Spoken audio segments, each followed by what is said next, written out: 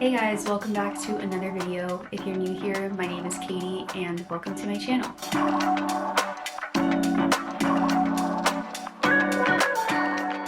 Right now, I know is that back to school season, you're just starting or you're about to start. I am a new grad ER nurse, and today I thought I would share 10 things that I wish I knew before starting nursing school. Starting off strong, it's a fast-paced program. I personally was in an accelerated ASN program, so I only got my associate's degree in nursing, but I do have friends that did the bachelor's degree, and that took them 3 years. My program was only a year and a half, so regardless of which one you do, I know it's still pretty quickly paced. The first day of school is not a fluff day. You come in, you probably go over your syllabus for the beginning of the class, and then immediately after that you jump right into curriculum, because more than likely you're either going to have an exam at the end of that week or sometime the following week. So just having that in mind, that you're going to be expected to learn a lot of content very quickly and be tested on it very quickly, is something to keep in mind. Tying into that, we'll talk about the schedule.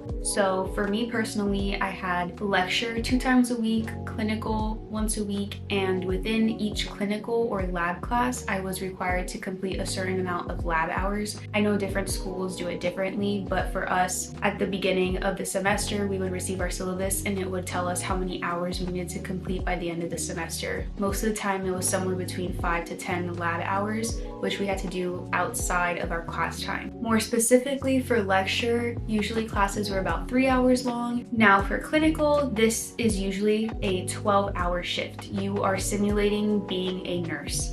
So you'll go to some sort of healthcare facility, whether it's a hospital, a senior center, maybe you're doing home health, but at your clinicals, you're going to be able to practice your skills, actually interact with patients, learn from nurses. And I feel like these are the best days, honestly, because you really get to see what it's like to work as a nurse. Next point, which is friends.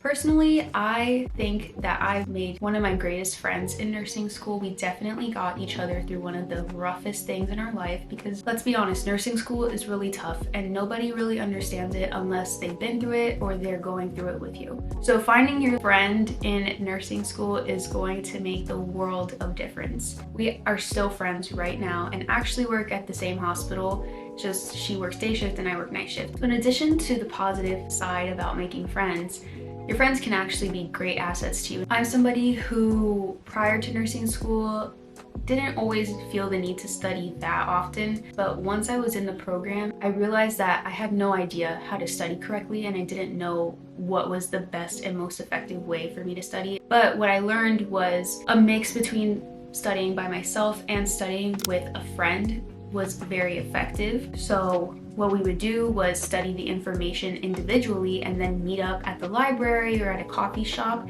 and test each other with questions and pertinent information. Did not do this very often, so it was like we would meet up one time before the exam and spend like the entire day at the library. Basically like a crash course right before our exam. To my next point, which is note-taking. I like to handwrite notes. Quickly realized that this was not going to work, especially because in lecture the teachers talk really fast because they have so much to go through. So I started taking my laptop to class and I would type my notes. If you want more tips on how I studied or any note-taking tips or anything like that, comment down below. I really would not mind sharing more information about that, maybe making a video if you guys are interested, so just let me know. Next thing is the grading scale. Normal classes, 90 to 100 is an A, 80 to 89 is a B. I think a 70% is passing in most classes. At my school, passing was a 73%, and now in my bachelor's program, 75% is a passing grade. I know in other schools,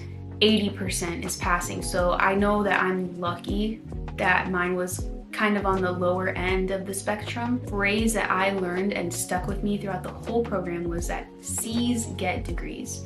I've always been somebody who gets pretty decent grades in school, and having consistent low B's and C's in a class at first kind of bummed me out, I'm not gonna lie. But eventually I was like, oh my god, I'm passing this class, and that's all I cared about, was that I passed the class. So don't put so much pressure on yourself to be a straight A student, because realistically, that's probably not going to happen, and you should be proud of yourself for passing your class because it's really hard, and that deserves a reward within itself. Next up is test questions. I feel like a lot of people are shocked by this when they get to nursing school, by the style of the question, which is a select all that applies. So the question will be listed right here. They'll give you A, B, C, E.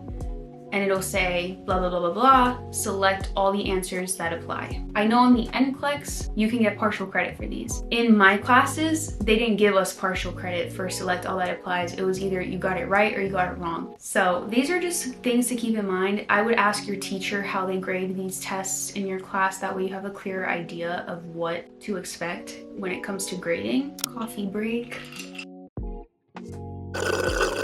Next up on the list is skill checkoffs. I had no idea this was a thing, and maybe it's because I didn't really know much about nursing school before I got into it, but you will be required to demonstrate the skills that they teach you. My very first class, this was a head-to-toe assessment. Then in my next class, we performed the medication administration, basically a pretend scenario. So it was like a story. Mr. John Doe came in with these symptoms, he has this history, these are his vital signs.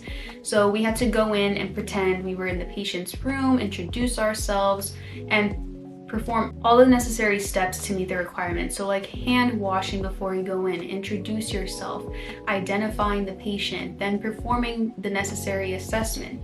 Then after that, we would go and you were given another paper that was served as your MAR. So the orders that needed to be completed for medication. So you had to do the dosage calculations, then draw up the correct medications and show your professor administer these medications safely and properly, and the entire time you are vocalizing everything that you're doing. In addition to the skill checkoffs, there's also simulations. I didn't know that this was a thing, but basically you go in and we have these really high-tech dummies that are able to talk and simulate seizures, and we actually had one that was able to give birth to another dummy. So it was really cool, and the rooms look very much like a real hospital room. You have like a simulation moderator who is the one responsible for like the acting of the patient and makes the monitors do whatever they're gonna do. So like if the patient's gonna code, they make the, show asystole on the monitor. There's no pulse. You can actually feel pulses on these mannequins and hear their heartbeats and lung sounds and everything. It's really cool. Next up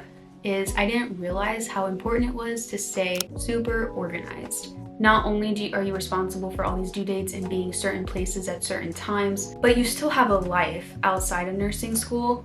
If there's something you should learn from me, is that it is so important to maintain a healthy school-life balance, whatever that looks like for you. I feel like in order to not let the stress of everything build up and get you overwhelmed like more than you already are, it's important to make time, do things for yourself, like go to the gym, spend time with your family. So I highly recommend a calendar. I feel like I mentioned this in a lot of my videos, but I bought this whiteboard calendar that I keep on my wall, and it maps out the entire month that we're in for me, and I write all the assignments, all my important due dates. Also, if your school has like a text message group for reminders or an app that you can be on, sign up for the emails, get all the reminders, stay in the know, because things can always change. They expect you to be flexible and be available whenever they have space for something, or if there's last minute changes, whatever it is, you always want to be in the know, because it will always fall on you, that you are responsible for being aware of whatever's going on. And last thing on the list is that it's okay to doubt yourself and to question things sometimes. There are definitely going to be moments like that. I know in the beginning everyone's so excited, and it is a great thing. It's a great accomplishment to even be accepted into the program, and now you're actually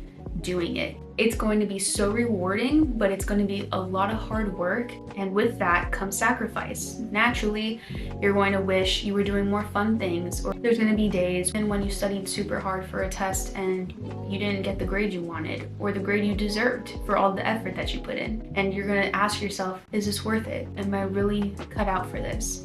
And it's okay, that's normal. However, it's important to remind yourself that growth is not a straight line.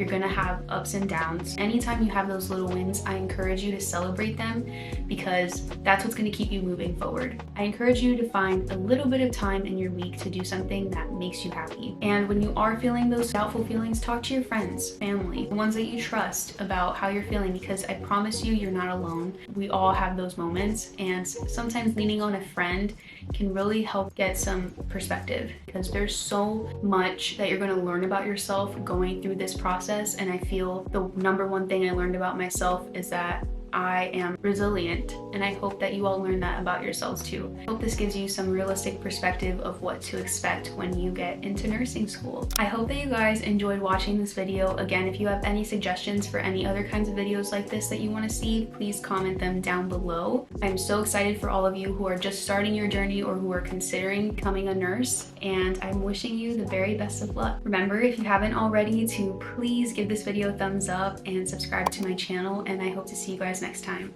Bye.